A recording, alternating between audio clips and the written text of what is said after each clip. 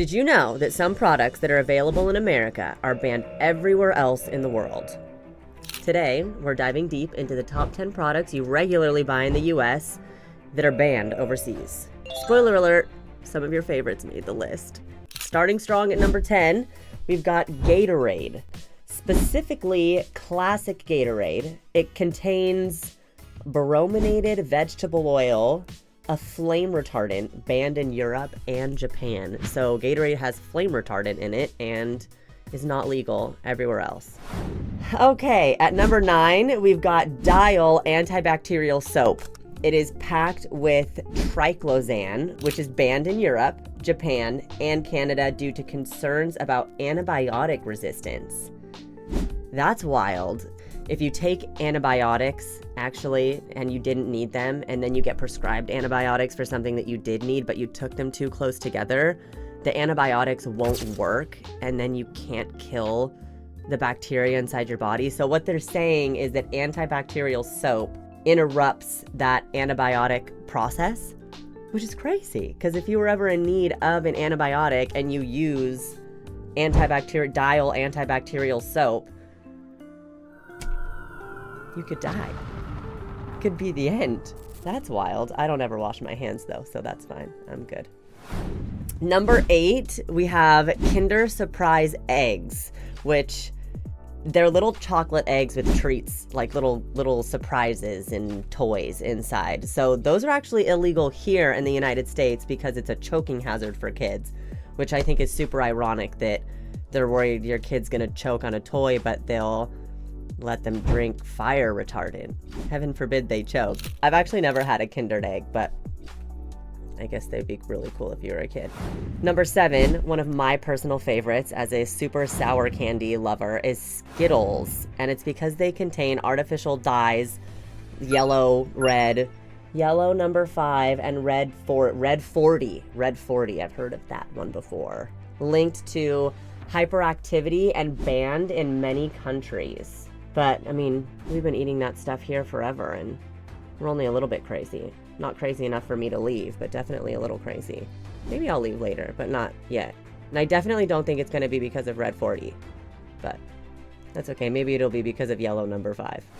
Number 6, bacon and pork chops treated with ractopamine, a muscle-enhancing drug banned in over 160 countries due to health concerns.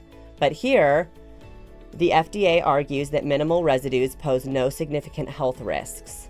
Ractopamine. How do you know if your meat has that on it? Because I definitely know they don't write that on the package, or if they do, it's like this big. And I really had to sound it out in my head, so I know you're not seeing that on a package and being like, oh yeah, I love that ractopamine stuff. My favorite. I would never know. I always pick the one that's the least brown. Okay, we are halfway there. At number 5, we have stovetop stuffing and similar products containing BHA and BHT preservatives banned abroad. I feel like that is a range. I know it says stovetop stuffing and similar products, but I feel like that means stovetop stuffing and all other pantry products, because everything in the United States lasts forever. I actually just had a loaf of like super white bread, like the fluffy white stuff that nobody's supposed to eat but everybody wants to eat. Bought a loaf of that, sat in the pantry forever, and I whipped it out like, I think this morning? I think it was this morning that I whipped that up, and that bread seemed like it was made yesterday, which is not good. I ate it anyways, but I just gave myself a little cancer. It's all right. It's all good. This one is crazy. Number 4, Subway bread. So it contains the infamous yoga mat chemical. So azotocarbonamine is in yoga mats, and we eat it in Subway bread. So when you order a number 7 Italian, you're really ordering a bunch of meat in between 2 yoga mats. Sweet. Number 3, baby powder containing talc. Talc is banned in Canada and Europe for potential cancer risks. In America, the debate continues. Meanwhile, we sprinkle liberally and trust our legal system to handle the details later. It says. Potential cancer risks. I feel like the air we breathe has potential cancer risks, though. So, I mean, you walk through a grocery store. Haven't you guys seen those memes or heard those whatevers that some 80s, like high 80% of things you see in a grocery store give you cancer? Have you ever seen those signs that say this may cause cancer and it's on everything? I think that's honestly just because everything probably gives you cancer and everyone's just trying to cover their butt so that you don't sue them for giving you cancer later. But let's be real. Number 2, plastic grocery bags, heavily regulated or banned abroad due to environmental impacts. They should be illegal everywhere because plastic bags never break down and they always end up in the ocean or whatever waterway you have near you, or they pile up on roads, and they always exist. They never leave. The second they're made, they are immortal. They live forever, and they should be banned everywhere, honestly, especially in the US, just because I feel like we have so many people. And I know it's cheaper to make plastic bags, but is it cheaper? Because it's like, you know, coming at quite an environmental cost. Just killing all of the ocean creatures that we all honestly need to survive. You know, if the ocean dies, we die. We can't survive without the ocean. It produces most of our oxygen. People think it's forests that produce most of our oxygen, but it's actually the ocean. And if the ocean dies, meaning if all the animals in the ocean die, we will no longer survive because we won't have any oxygen to breathe. And so these plastic bags are obviously contributing to negative health of our oceans, which is impacting our health. So cheaper to make, but also super expensive in just life cost.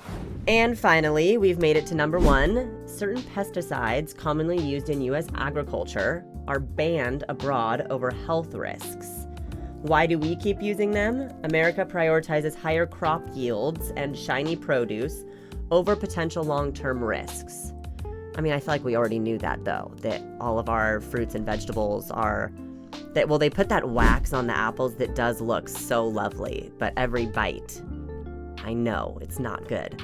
I also feel like we're the epicenter of produce, you know, and that's not that I'm condoning pesticides at all, but that's a lot of pressure to have to produce that much pristine produce for so much of the world. You know, I just wish that there was a way for us to do that without, you know, pretty much injecting poison into everyone, and animals that eat it get that. It kills just a lot of stuff. But that's not legal in other places, and I'm pretty sure other places produce fruit, so they've obviously got it down. I thought we were ahead of the times, but maybe we're not. What's the takeaway here, you might ask? America definitely has its own way of doing things. We are confident in our choices, whether that's good or bad. But yeah, I think we should make a lot more things illegal here, so that's just me. Thank you for joining us for another episode of Brain Bites. If any of these facts got your brain tingling, please hit us with a like, and don't forget to comment what you'd like us to make our next video on. And of course, to make sure you don't miss a Brain Bites episode, hit the subscribe button. Bye!